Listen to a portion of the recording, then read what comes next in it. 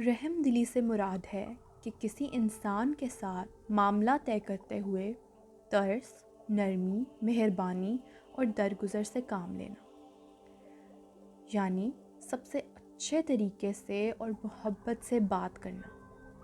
ہمارے پیارے نبی کریم صلی اللہ علیہ وآلہ وسلم کی ایک حدیث کا مفہوم ہے کہ جو شخص لوگوں پر رحم نہیں کرتا اس پر اللہ تعالیٰ بھی رحم نہیں فرماتے۔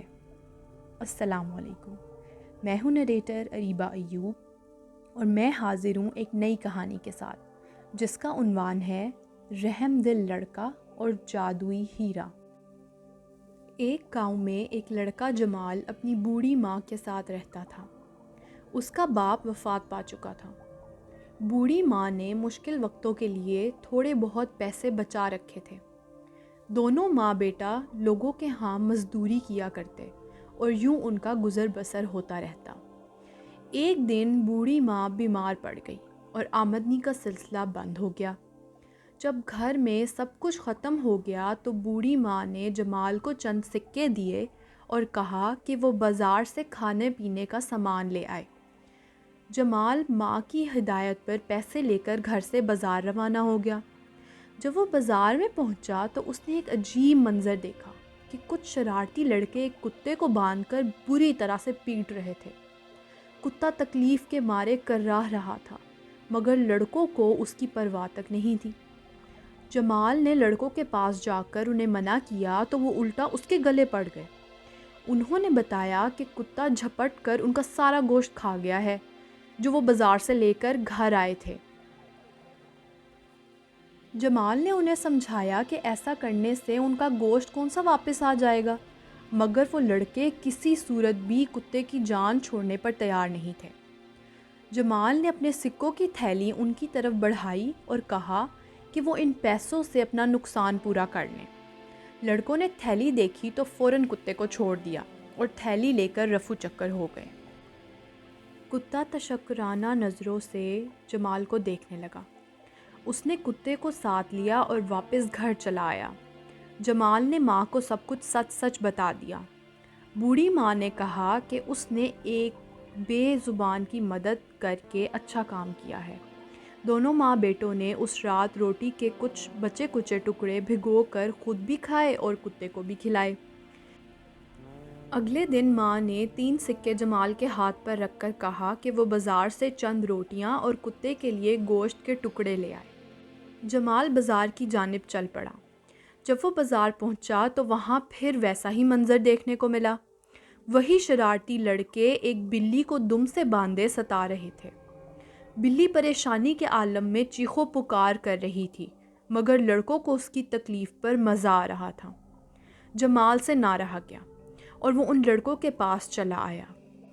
اس نے انہیں بلی کو آزاد کرنے کی درخواست کی۔ لڑکوں نے جمال کی صورت دیکھی تو مصنوعی غصے سے بولے، اس بلی نے ہمارا سارا دودھ پی لیا ہے، اسے ہرگز نہیں چھوڑیں گے۔ جمال نے انہیں سمجھایا کہ دودھ اب واپس نہیں آ سکتا، تم بلی کو تو مت ستاؤ۔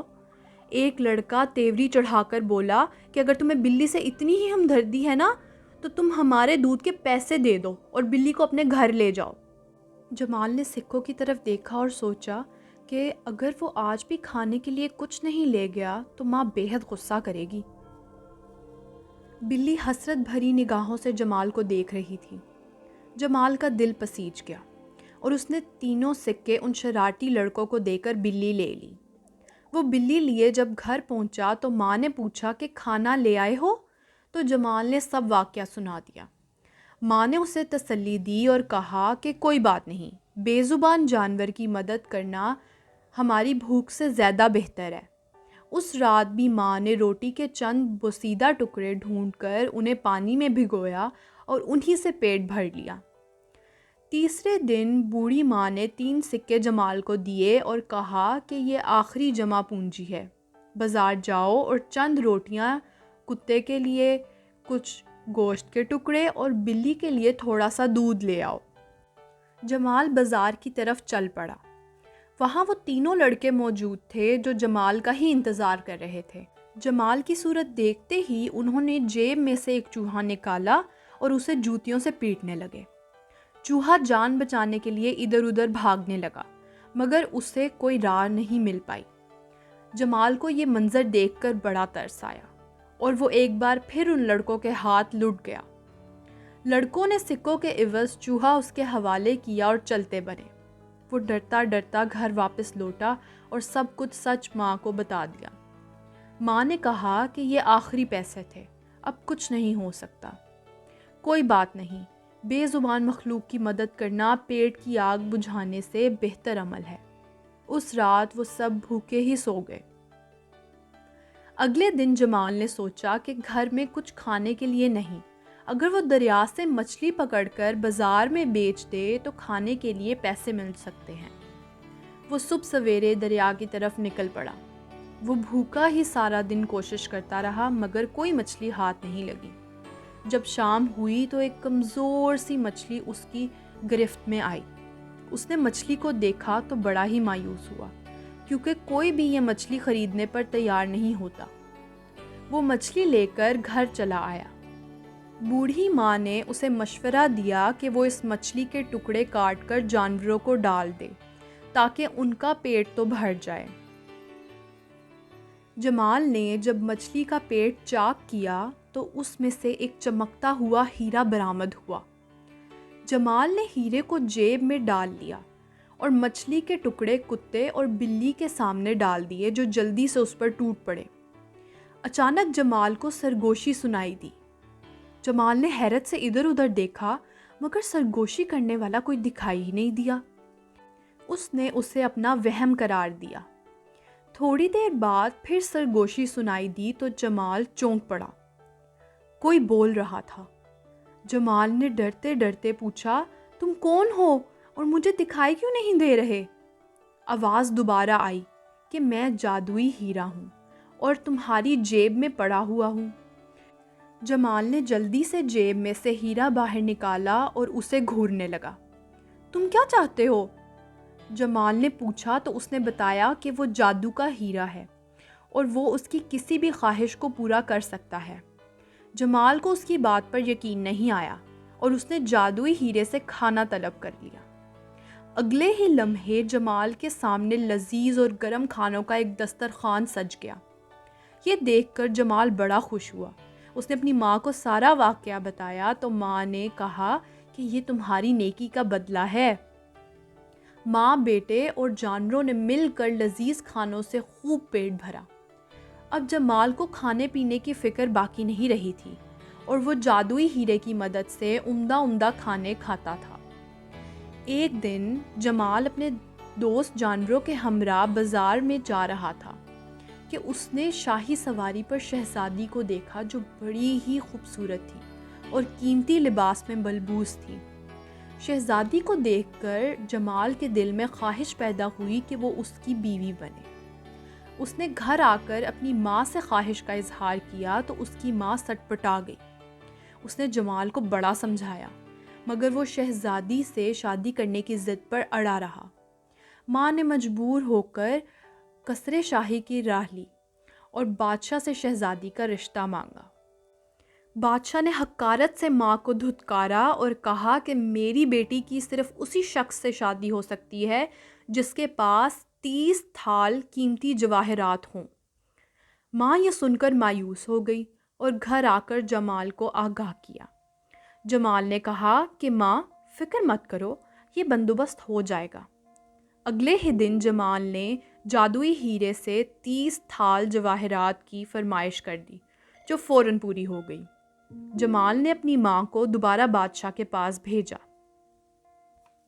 بادشاہ کو جب یہ معلوم ہوا کہ جواہرات کا بندوبست ہو چکا ہے تو وہ بڑا حیران ہوا۔ اس نے پینترا بدلا اور کہا کہ یہ تو پہلی شرط تھی، دوسری شرط یہ ہے کہ تمہارے بیٹے کے پاس ایک عالی شان محل بھی ہونا چاہیے۔ ماں نے واپس آ کر جمال کو بتایا اور جمال نے جادوئی ہیرے کی مدد سے ایک وسیع و عریض محل حاصل کر لیا۔ بادشاہ کو محل میں دعوت دی گئی تو وہ نہ صرف حیران ہوا بلکہ طیش میں بھی آ گیا۔ اس نے ایک بوڑھی جادوگرنی کو بلا کر جمال کی حقیقت کا کھوج لگانے پر مامور کیا۔ بوڑھی جادوگرنی بڑی مکار عورت تھی۔ وہ بے سہارا اور لاچار بن کر جمال کے محل میں آئی اور پناہ کی طلبگار ہوئی۔ جمال نے ترس کھا کر اسے محل میں رہنے کی اجازت دے دی۔ چند دنوں بعد ہی جادوگرنی نے مکاری سے جادوئی ہیرے کا راز معلوم کر لیا، اور پھر ایک دن موقع پا کر جمال اور اس کی ماں کو بے ہوشی کی دوا کھلا کر قیمتی ہیرا لے کر رفو چکر ہو گئی۔ جادوئی ہیرے کے جاتے ہی تمام جادو ختم ہو گیا اور محل دوبارہ ٹوٹے پھوٹے مکان میں تبدیل ہو گیا۔ جب جمال کو ہوش آیا تو وہ بڑا ہی پریشان ہوا۔ اب کچھ نہیں ہو سکتا تھا، کیونکہ جادوئی ہیرے کو واپس حاصل کرنا آسان کام نہیں تھا۔ ماں نے جمال کو صبر کی تلقین کی اور کہا کہ جب انسان لالچ میں مبتلا ہو جاتا ہے تو اسے ایسے ہی سزا ملتی ہے۔ جمال کو اپنی غلطی کا احساس ہو گیا تھا۔ اس نے خدا کے حضور گڑ گڑا کر توبہ کی۔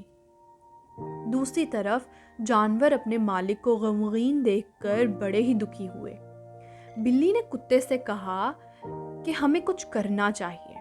کتے نے کہا کہ وہ چور کے قدموں کی بو سونگھ کر وہاں پہنچ سکتا ہے جہاں وہ رہتی ہے۔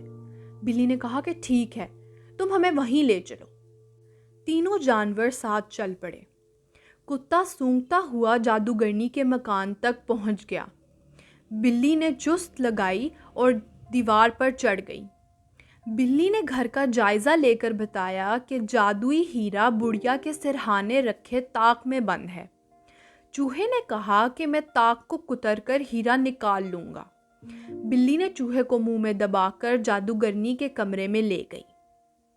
جادوگرنی کو معلوم ہی نہ ہو سکا اور چوہے نے طاق دان کتر کر ہیرا نکال لیا۔ بلی چوہے کو لے کر مکان سے باہر نکلی اور تینوں جانور جمال کے گھر کی طرف چل پڑے۔ جمال نے جب ہیرا دیکھا تو اس کی خوشی کی تو انتہا ہی نہ رہی۔ ہیرا واپس ملتے ہی عالیشان محل اور جواہرات واپس ظاہر ہو گئے۔ جمال نے فیصلہ کر لیا تھا کہ وہ اب جادوئی ہیرے کے سہارے زندگی بسر نہیں کرے گا۔ اس نے اسے ہمیشہ کے لیے خیر آباد کہتے ہوئے دریا میں پھینک دیا۔ جادوئی ہیرے نے آزادی پا کر جمال کا شکریہ ادا کیا اور جادو کا محل اور دولت اسے تحفے میں دے دی۔ ایک نئی زندگی کے لیے یہ سب کچھ کافی تھا۔ تو پیارے بچوں، آج کی کہانی ایک اور حدیث پر ختم کرتے ہیں۔ نبی کریم صلی اللہ علیہ وآلہ وسلم نے فرمایا کہ ساری مخلوق اللہ تعالیٰ کا کنبہ ہے، بس مخلوق میں سے اللہ کا محبوب ترین بندہ وہ ہے جو اس کے کنبے کے ساتھ اچھا سلوک کرے اور رحم دلی سے پیش آئے۔ تو بچوں، ہمیں سب کے ساتھ رحم دلی اور نرمی سے پیش آنا چاہیے، کیونکہ اچھا مسلمان کبھی بھی ظالم اور سخت نہیں ہو سکتا۔ وہ ہمیشہ اللہ کی رضا کی خاطر سب کے ساتھ حسن سلوک سے پیش آتا ہے۔ تو نریشن اسٹوڈیو کو سبسکرائب کرنا اور اس ویڈیو کو لائک کرنا مت بھولیے گا۔ اللہ حافظ۔